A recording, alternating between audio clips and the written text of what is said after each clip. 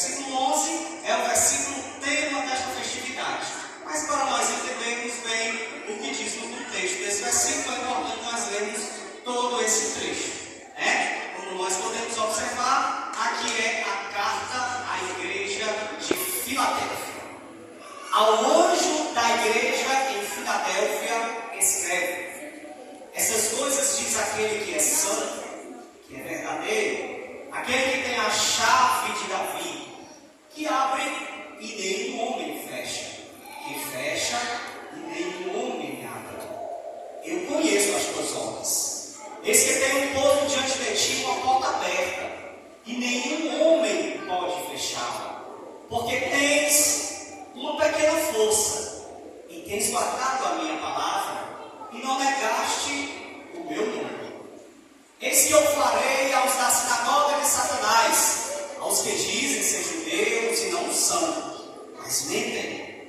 Eis que eu farei do que vi, e adorem diante de teus pés, e saibam que eu te amo. Porque tu guardastes a palavra da minha paciência, eu também te guardarei na hora da tentação que há de vir sobre todo mundo, para provar os que habitam sobre a terra. Eis que em breve eu venho, retém o que tu tens, para que nenhum homem tome a tua coroa.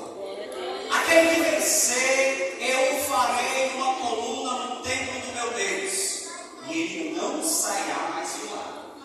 E eu escreverei sobre ele o nome do meu Deus, e o nome da cidade do meu Deus, que é a nova Jerusalém, que desce do céu do meu Deus. E eu escreverei sobre ele o meu novo nome. Aquele que tem ouvidos, ouça o que o Espírito diz às igrejas. Não era um sonho, era realidade, João viu a cidade santa, tem sendo preparada. Quem tem ouvidos, ouça o que o Espírito diz às igrejas. Cristo está esquecendo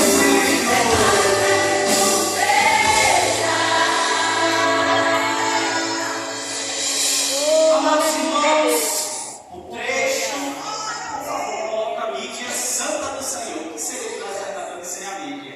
O versículo 11, que é o versículo tema desta tradução, que diz: eis que venho sem demora, guarda o que tens, para que ninguém tome a tua coroa.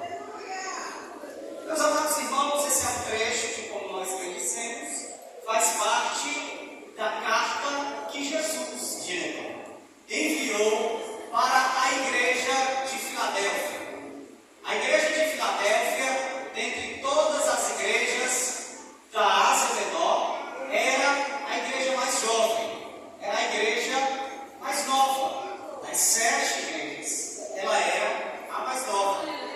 E meus amados irmãos, esta carta, ela retrata a história e a vida de uma igreja que é, aos olhos de Jesus, não tem nenhuma crítica. Diferente de outras igrejas, como por exemplo, a igreja de Éfeso, uma igreja cuidadosa na doutrina, mas porém que havia esquecido o seu primeiro amor. Nós vemos também a igreja de Pérgamo, uma igreja fiel a Cristo, mesmo em meio ao martírio. Entretanto, esta igreja tolerava idolatria e heresia. Nós vemos também a igreja de Tiatira, a igreja que tem amor, serviço, fé e paciência. Todavia, ela tolera Jezabel, que é símbolo de rebeldia, idolatria e prostituição. Nós vemos no decurso da história também a igreja de Sardes, uma igreja que quem olhava dizia: esta igreja está viva, é uma igreja pujante, é uma igreja que ela tem muita energia, é uma igreja enérgica, é uma igreja que trabalha, só que aos olhos de quem conhece, que é Jesus. Você pensa que está viva, mas você está morta. Nós vemos também, amados irmãos, a igreja de Filadélfia, essa que nós lemos, uma igreja fiel ao Senhor, mesmo tendo pouca força. É uma igreja que ela não está condicionada ao externo, que nem, por exemplo, a igreja depois dela, que é a igreja de Laodiceia. Quando nós lemos a carta para a igreja de Laodiceia, é uma igreja que ela está assim, com todos os... ela tem tudo. Ela chega a dizer, Jesus disse, olha, você abre a boca e diz que você tem tudo, que não tem falta de absolutamente nada. Mas Jesus, que conhece todas as coisas, ele olha para a igreja de Laodiceia e diz, aos teus próprios olhos, tu és rico, aos teus próprios olhos, tu não tens falta de nada, aos teus próprios olhos, tu és quente. Mas Jesus vai dizer assim, porém, aos meus olhos, diz o Senhor, você é morna, pobre, seca e nua. Críticas de todas as 7 igrejas, Jesus levanta mais críticas a esta igreja, a igreja de Laodiceia. Nós vemos que alguns estudiosos dizem que as 7 igrejas são os 7 períodos da igreja de Jesus aqui na terra. Alguns chegam a falar que Éfeso é do período apostólico, que vai do ano 30 a 100 depois de Cristo. Esse período é simbologicamente o período da igreja de Éfeso. Uma igreja que, inclusive, por que é do período apostólico? Porque, inclusive, seus pastores foram, inclusive, o apóstolo João. Uma igreja, uma das mais velhas, das mais antigas, né, que se vê nas cartas, dessa carta que foi escrita, das 7. Esmirna, a igreja dos mártires, vai do ano 100 a 312. Pérgamo, a igreja imperial, que vai de 313 a 590 depois de Cristo. Tiatira, a igreja medieval, de 590 a 517 depois de Cristo. Diz-se que Tiatira representa a igreja medieval porque era uma igreja que tolerava Jezabel. Jezabel é um símbolo de erro, de prostituição e de idolatria, e que a gente sabe que se encaixa bem direitinho no período medieval. Porque se nós vemos exatamente no período desses anos que foram citados, de 590 a 517, nós vemos aquela amada igreja que todo mundo conhece, e o que foi e fez e aconteceu cobrando indulgências, inclusive dizendo que o camarada tinha que pagar e até comprar a terra lá no céu. Depois vem a igreja de Sardes. Essa eu não concordo muito não, porque fala que já é a igreja do período da igreja reformada, que é de 517 até 1730. Igreja reformada, nós sabemos, em 517, no dia 31 de outubro, Martinho Lutero foi lá na igreja de Wittenberg, da Alemanha, e cravou na porta da igreja as 95 teses, dizendo ali que não precisa pagar a indulgência, que não precisa fazer nada disso daí para a pessoa ter salvo. A salvação, ela só vem por meio da fé em Cristo Jesus. Você está aqui deitadura ali.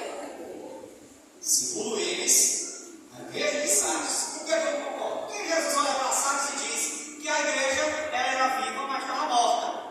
A igreja, na época da reforma protestante, ela podia ser qualquer coisa, mas mesmo morta. Né? Louvado seja Deus. Temos agora o período da igreja, da 6ª igreja, que é a igreja de Filadélfia. Essa que nós acabamos de ler, que está inclusive no tema da festa de hoje. A igreja de Filadélfia, ela representa o período missionário, de missões, né? O período em que, de 1730 a 1900 depois de Cristo, quando os missionários que nós conhecemos muito bem, como John Wesley, aqueles homens mais antigos, que levavam a palavra de Deus através dos navios, e eles iam adiante através dos mares, adiante dos mares, levando a mensagem do Evangelho pura e genuína. Isso é, segundo os historiadores, a igreja, o período da igreja de Filadélfia, que é o período missionário. Inclusive, até que bate um pouquinho, porque vai até o ano de 1900, o início do século XX. Quando no Brasil, aliás, antes de chegar no Brasil, o avivamento começou nos Estados Unidos, começou varrendo toda aquela região ali, e os missionários suecos receberam esse poder do Espírito Santo em 1910. Vamos orar aí, então está dentro do prazo, né? Está dentro do prazo. Louvado seja Deus. E essa parte do negócio sério, né? Segundo os estudiosos, nós estamos vivendo o período da igreja de Laodiceia. A igreja de Laodiceia nós vemos como uma igreja cheia de críticas que o Senhor Jesus levanta contra ela. E segundo o que eles dizem, é de 1900 até Jesus voltar. Eu não vim aqui trazer para vocês uma mensagem baseada no que os estudiosos dizem. Eu vim trazer uma palavra de Deus. Aleluia. O que a Bíblia nos diz. Glória a Deus. E se essas igrejas estão escritas na palavra de Deus, e se lá está escrito dizendo as coisas na qual devem acontecer, deve acontecer. Se lá está dizendo que a igreja precisa se arrepender, porque quem conhece é Jesus. Se você abrir a sua Bíblia aí, no livro de Apocalipse, começando no capítulo 2, com a primeira igreja, da primeira à última, Jesus inicia: eu conheço as tuas obras. Quem está falando não sou eu, que estudo, mas não conheço. Quem está falando não é alguém que escutou alguém dizendo. Quem está falando é Jesus, aquele que conhece as obras, aquele que sabe quem sou eu e quem é você, aquele que conhece as nossas vidas por completo. E de uma coisa eu sei: essas igrejas, para nós, elas devem servir como um espelho. Com qual eu estou me parecendo? Com quem eu estou me parecendo? E isso é pessoal. E isso é cada um de nós que tem que fazer essa autoanálise. De nós entendermos o que é que o Senhor Jesus quer das nossas vidas nos dias atuais. Jesus, Ele nos salvou. O Evangelho chegou nas nossas vidas. Temos recebido algo da parte de Deus nos nossos corações. E o que é que nós temos feito com o que temos recebido de Deus? Qual é a nossa atitude diante aquilo que Deus tem colocado em nossas mãos? Jesus certa vez disse para mim: aonde eu te mandar, tu vai. O que eu te mandar falar, tu fala. E ai de mim se não obedecer aquilo que Jesus falou. Porque o que Ele fez na minha vida eu sei. O que Ele fez na sua vida você sabe. E você acha que Ele te salvou, que Ele te libertou, Ele te tirou do mundo de pecados, te tirou da sarjeta do pecado, que alguém que olhava para você e dizia: você não vai servir para nada, para você não fazer nada. Eu louvo a Deus, porque Jesus, Ele conhece a igreja.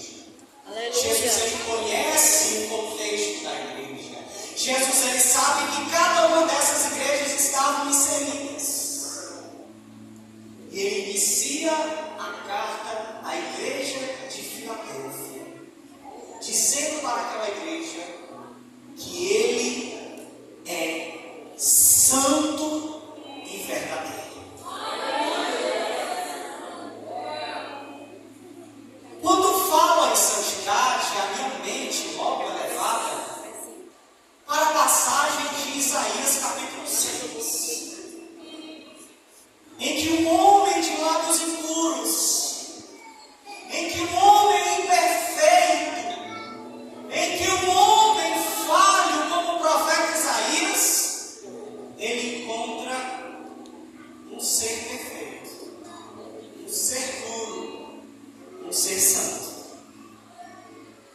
E nesta santidade de Deus, quando ele passa a contemplar a santidade do Senhor, a minha Bíblia e a sua Bíblia nos diz que automaticamente ele é levado para olhar para ele e dizer: Senhor, eu vou perecer, porque sou um homem de lábios impuros e habito no meio de um povo de impuros lábios. Os meus olhos viram o Rei, viram o Senhor dos exércitos.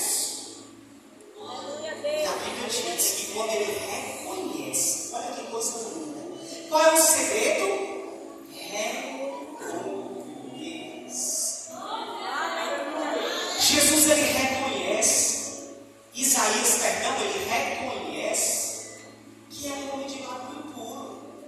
Ele não é um bonitão porque foi chamado por Deus e que está sendo profeta. Não, ele reconhece a falha. Está em cima do altar falando de Jesus, pegando o microfone e louvando tão bem como as irmãs fazem. E alguém aí diz assim: nós somos pessoas normais, cheios de falhas, e ai de nós, se não reconhecermos quem é que usa, quem é que fala, quem é que dita.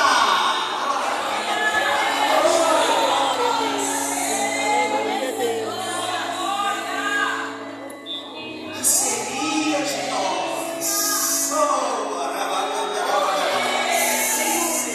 se não olhássemos para a cruz, ao olharmos para o que Jesus fez pelas nossas vidas, para o que Jesus realizou, aquele sacrifício.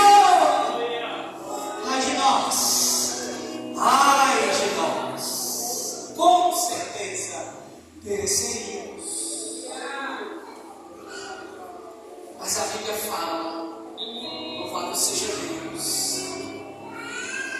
Voltando para a passagem de Isaías. Isaías, ele tem esse como viver Deus. Quando ele reconhece, a Bíblia diz que um anjo, ele se desloca. E olha que os anjos constantemente o adoravam. Os anjos diziam o quê? Santo, santo, santo é o Senhor, e toda a terra está cheia da sua glória. Os anjos o adoravam face a face. A Bíblia diz que tinha anjo lá que voava com as suas asas. Duas asas, elas cobriam os seus pés, e duas asas cobriam o seu rosto. Nem os anjos viam a glória de Deus, mas Deus deu a Isaías este privilégio de ver a sua glória. E não é diferente para conosco. Os anjos desejavam pregar o Evangelho para ver o ser humano, aquele que Deus criou, aquele que Deus fez do nada e levantou um ser vivo. Os anjos desejavam pregar, vir e falar, mas Ele deu este privilégio a mim e a você. Oh, aleluia! Nesta noite, juventude, nós temos um tema: até que Ele venha. O que é que nós vamos fazer até que Ele venha? Falar dele, dizer que Ele é bom, dizer que tem jeito para o pecado, dizer que Ele salva, dizer que Ele restaura, dizer que Ele cura, dizer que Ele é maravilhoso, que Ele é digno. Santo, santo é Ele. Aleluia. Em João capítulo 14, versículo 6, Jesus, ele também se identifica como o caminho, a verdade e a vida. Os nós conhecemos esse versículo, é muito conhecido. Mas quando chega em Apocalipse, capítulo 3, versículo 7, ele também diz que ele é verdadeiro, que nele não há falha, que quando Jesus diz, está dito, ele é verdadeiro. Aleluia. E ele diz: eu conheço as tuas obras. Eu conheço as tuas obras. O que você faz, o que você pratica, o que você diz, o que você anda. Ele conhece. Eu costumo dizer que crente é bicho que pode fazer coisa errada. Não pode. Porque eu não tinha que meter uma rua contra a mão aí me desliga. Na hora que eu errar por um cantinho, eu olhar aqui, eu atalho, assim, vai contra a mão. Aí só um atalho, aí passa os olhos. Não pode. Tu, porém, permanece. Timóteo, ô Timóteo, todo mundo pode fazer, mas tu não.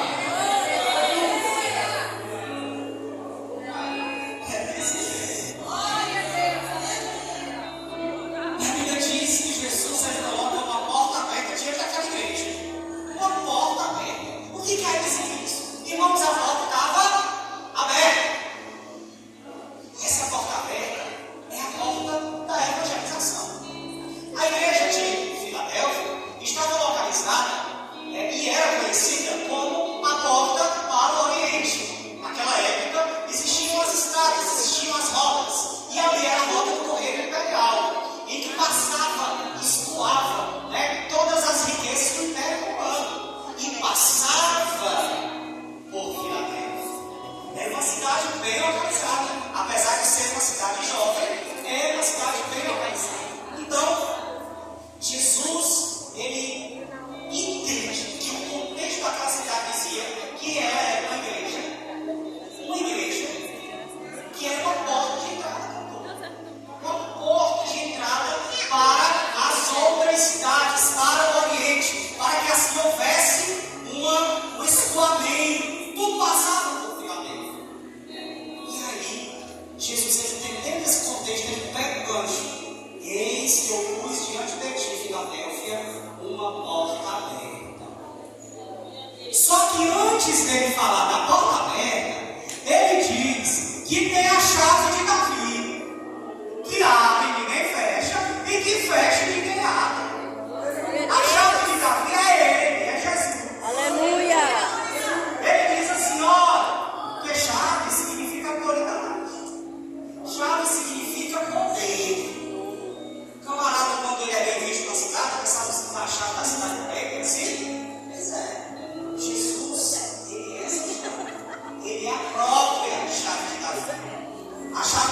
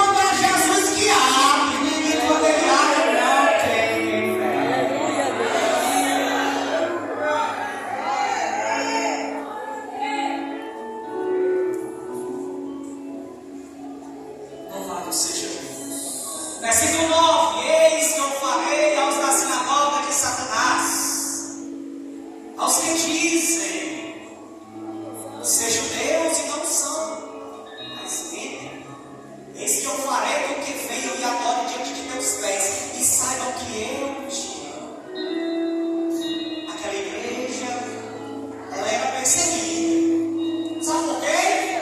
Os judeus. Judeus que haviam se convertido ao cristianismo e que atrelavam ainda os seus costumes e diziam que o camarada que aceitasse a Cristo, ele não tinha, se ele não fosse da minha casa, ele não tinha direito à herança de Deus. E ainda havia uma prerrogativa, Juliano. O camarada tinha que se circuncidar, guardar o sábado. Porque a salvação, ela é atrelada a isso. Não é diferente dos nossos cristãos. Tem canto por aí que diz que a salvação está lá. Não é em Jesus. Mas no século XXI, igrejas dizendo que não há salvação em instituições religiosas.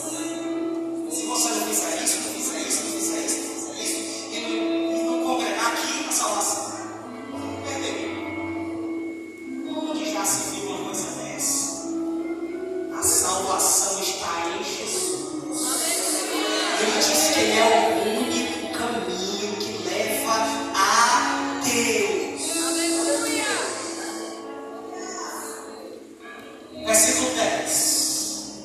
Porque tu guardastes a palavra da paciência, eu também te guardarei da hora da tentação que há de vir sobre todo mundo, para provar os que habitam sobre a terra. Existe aí uma prova cabal. Eu só sei qual é. Roxa.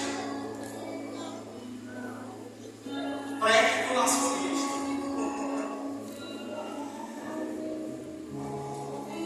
A Bíblia diz, olha só como a tradução é linda. Porque tu guardaste a palavra da minha paciência, eu também te guardarei da hora da tentação que há de vir sobre mim. Não é na hora. Isso não convém estar falando muito sobre isso, essas questões teológicas, mas talvez eu entendendo mais, não está falando muito acerca disso. Mas nós servimos a um Deus que cuida de nós. Quando falamos em tentação, alguém pensa, ontem mesmo estávamos em nossa congregação servindo ao Senhor, e ali tivemos o privilégio de ensinar a palavra para os adolescentes. Quando foi sobre o fuja da tentação.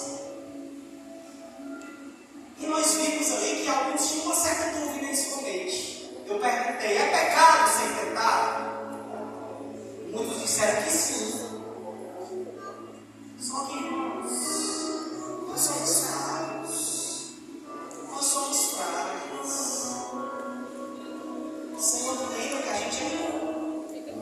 E sabe que a gente muitas vezes falha.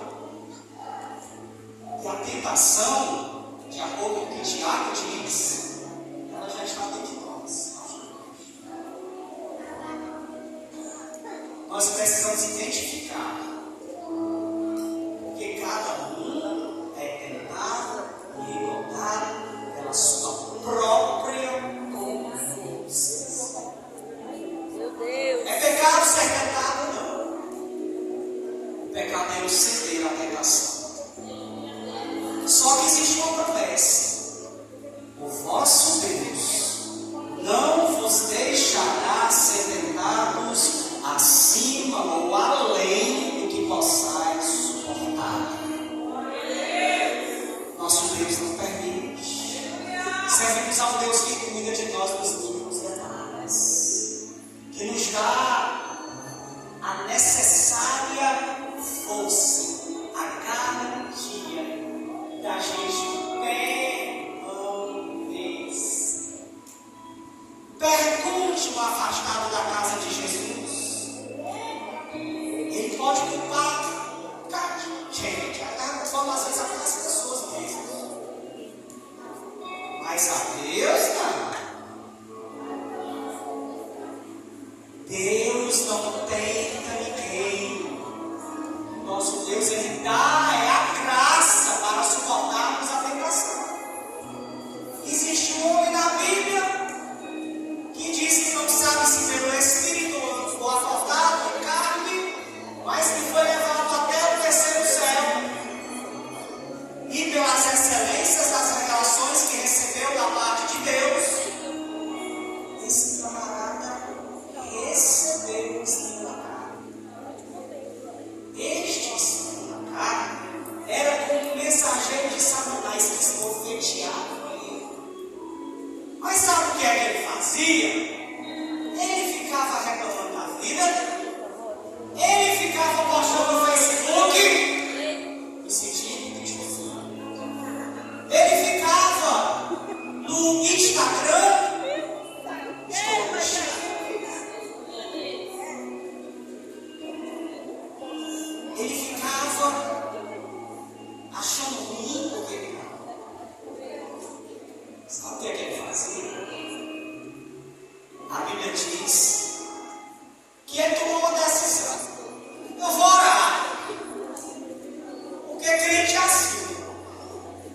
crente, ele não sabe de tudo. Crente, ele não é um bom da situação. Tem que acontecer isso. Mas crente sabe orar. Quem sabe tudo. Crente sabe falar. Quem conhece tudo. Aquele que fez a mim e a você. E que não erra, porque Deus não erra não, viu? Que o camarada foi orar. Por 3 vezes ele orou. Apóstolo Paulo. Por 3 vezes orei ao Senhor para retirar o espinho da minha carne. Mas o Senhor me respondeu e disse: a minha graça. Aleluia, Deus. Sabe por quê, Paulo? Glória. Porque o teu poder, ele se aperfeiçoa na tua fraqueza. Nós servimos a um Deus que pega as nossas fraquezas e nos aperfeiçoa. E trabalha em nossas vidas. Sabe para quê? Para a gente não olhar e dizer que foi ele. Para a gente não olhar e dizer que foi a gente que conquistou, foi a gente que fez. Ó o dedinho, ó. Nós dependemos de Deus. Aleluia. Nós precisamos de Deus. Agora saiba fazer o que não fez. Na hora da tribulação, na hora da fraqueza, na hora da tentação que sobreveio à tua vida, jovem.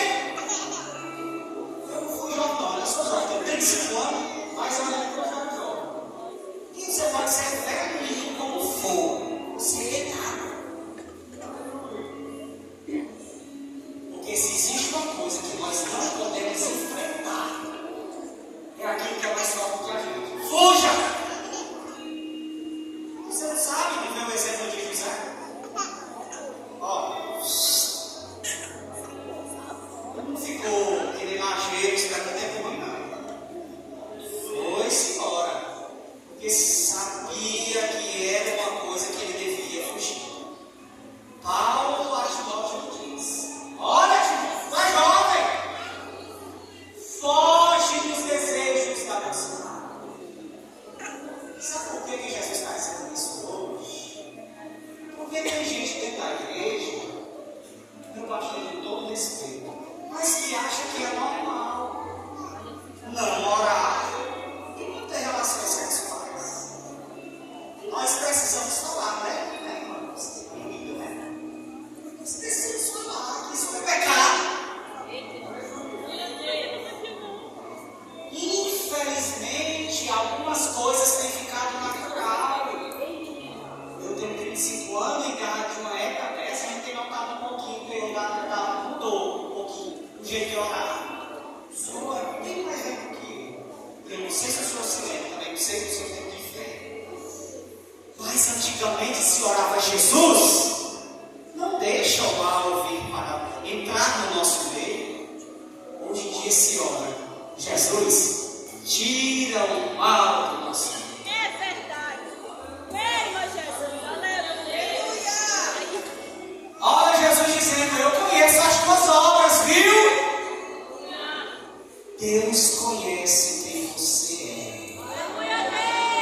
Irmão, eu olho para o que você está dizendo, meu irmão, e eu glorifico a Deus, porque eu tenho mantido as minhas vestes puras, tenho mantido a minha vida pura, tenho buscado meu Deus, tenho entregue a minha vida a Jesus. Glória a Deus, santifique-se mais ainda. Mas se alguém nesta noite recebe esta palavra e ouve e sabe que precisa mudar, esta noite é noite de mudança para a tua vida. Deus não quer te perder. Deus não quer que você se perca, que você saia daqui e volte lá no fio de pecados. Deus quer que você saia daqui transformado, porque Ele é o santo e verdadeiro, aquele que conhece você, que conhece as suas obras, que sabe quem você é, antes mesmo de uma palavra vir na sua boca.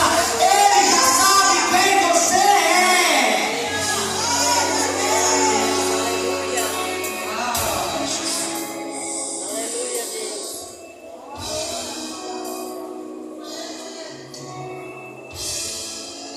Eis que breve eu venho, retém o que tu tens, para que nenhum homem ou ninguém tome a tua coroa.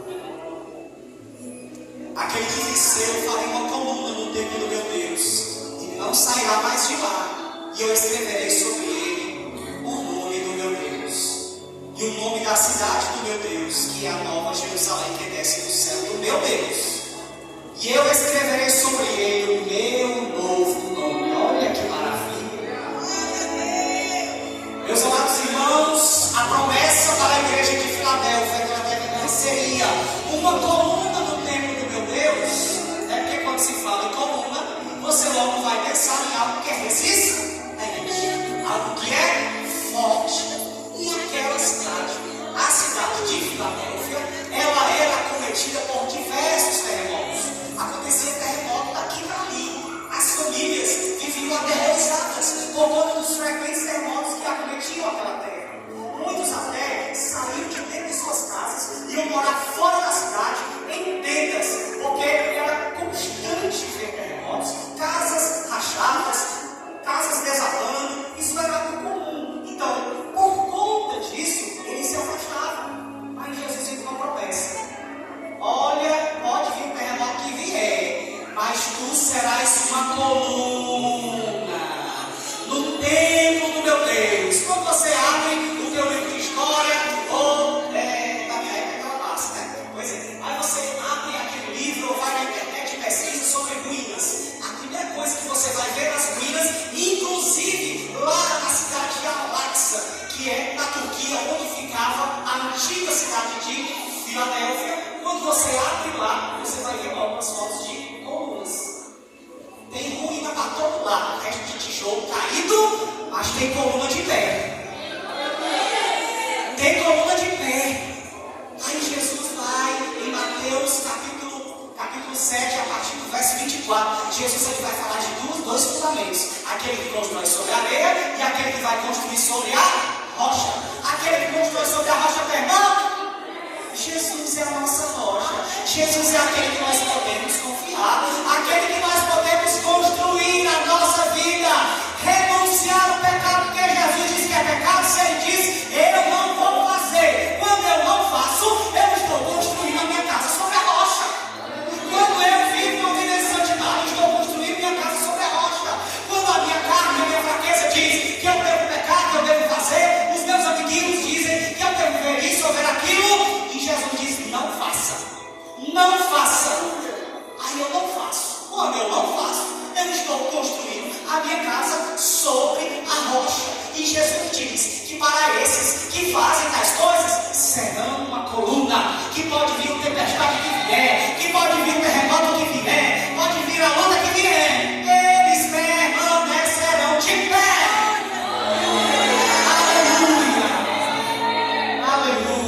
Ao que vencer, não é quem começa, é quem termina. Jesus diz que é melhor o final das coisas do que o começo delas. Não é quem inicia, quem vai, quem frequenta, é quem entra, quem fica, quem permanece, quem se envolve, quem faz alguma coisa para Jesus, quem se mexe, quem se movimenta. Deus gosta de movimento, Deus gosta quando a camarada se mexe e ele diz, ele glorifica. Quando me chama, eu vou para o evangelista, eu vou dentro, eu vou contigo. Quando tem ensaio não falta, quando tem culto não falta, quando está no meio de oração eu vou orar, eu vou buscar, eu vou colocar meu joelho no chão e vou receber, porque Deus se agrada de quem se movimenta, de quem permanece. Fique de pé em nome de Jesus.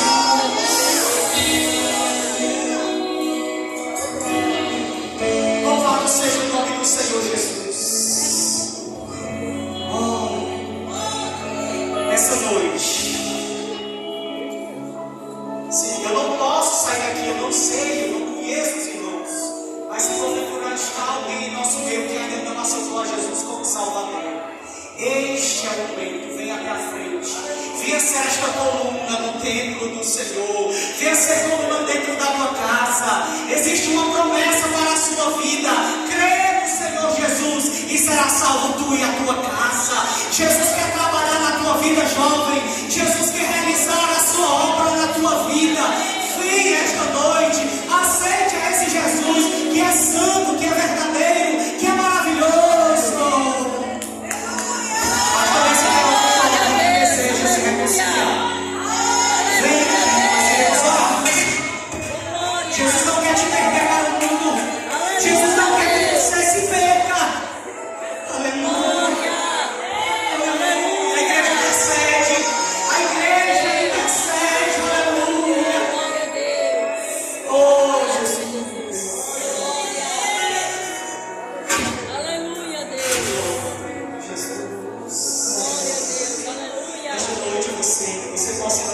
juntos adorar o nome do Senhor. Feche os teus olhos, adora Jesus essa noite. Oh, Espírito Santo da verdade. Tu és o conhecedor, Espírito de Deus. Oh, aleluia, aleluia, aleluia. Deus, aleluia, Deus. Aleluia. Jesus conhece a sua vida, meu jovem. Deus sabe quem você é. Ele cuida de você. Quando você pensa que está só, Ele está do teu lado.